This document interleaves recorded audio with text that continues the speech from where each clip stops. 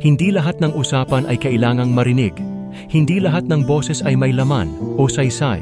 Sapagkat ang mundo laging may sasabihin, ngunit hindi lahat ng salita ay may kabuluhan. Hayaan mo na lang. Ang ingay nila ay usok lamang pansamantalang pumapait sa hangin. Ngunit sa bawat paghinga, kusang naglalaho. Hindi mo kailangang suungin ang bagyong binubuo nila.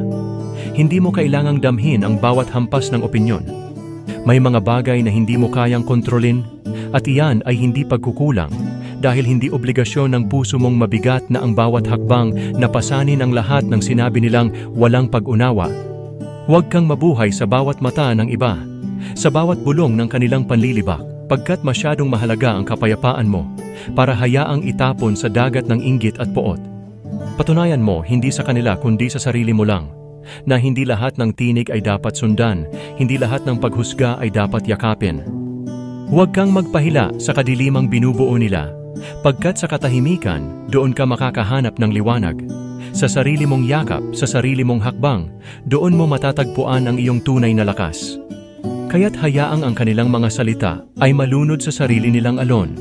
At buhatin mo ang sarili, hindi upang magpatunay, kundi upang maramdaman mong sapat ka na sa iyong sariling katahimikan.